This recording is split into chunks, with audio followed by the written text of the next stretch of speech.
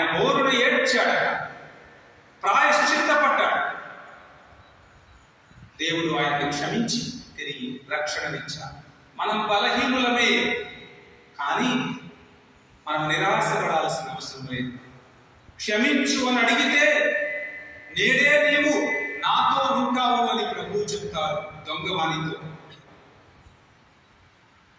ఎందుకు చేశావు ఆ పనులు? జీవితాంతము దొంగగా బ్రతికి బందిపోటుగా బ్రతికిన నిన్ను ఏ విధంగా గుర్తుంచుకుంటాను అని అనలేదు ప్రభు. వాడి పాపాలన్నిటినీ క్షమించి క్షణంలో నేడే నీవు నాతో ఉంటావు అని చెప్పారు. ఇది దేవుని యొక్క ప్రేమ. మన మంచితనం మీద ఆధారపడి ఉన్నది దేవుని ప్రేమ. మనం ఎటువంటి వాళ్ళమైనా, బలహీనులమైన, తప్పులు చేసిన, అవినీతికి పాల్పడిన దేవుడు మనల్ని ప్రేమిస్తూనే ఉంటారు. ఆ ప్రేమను ఎప్పుడైతే అనుభవిస్తామో అప్పుడు మనలో మారు మనసు కలుగుతుంది. అది మొట్టమొదటి విషయం.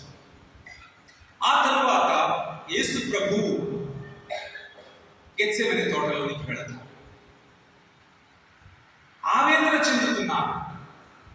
ఒక పక్క దేవుని యొక్క సంకల్పము నెరవేర్చడమే నా ఆహారము, నా పానీయం అని జీవితాంతము బ్రతికారు. సైతాను శోధించింది.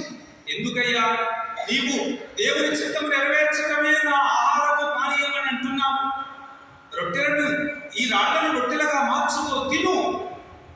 నీకు వచ్చినటువంటి అభిషేకాన్ని, దేవుడిచ్చినటువంటి శక్తిని నీ స్వార్థం కోసం ఉపయోగించుకో.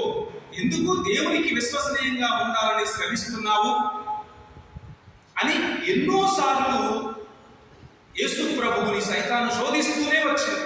తరచుగా ఫరిసయ్యులు, ధర్మశాస్త్ర బోధకులు వచ్చి అద్భుతం చెయ్యి, నువ్వు మా కోసం ఒక సంకేతాన్ని ఇవ్వు, ఒక గుర్తునివ్వు, ఒక అద్భుతం చెయ్యి, మేమందరం నిన్ను ఆరాధిస్తాము, మేమందరము నిన్ను కొలుస్తాము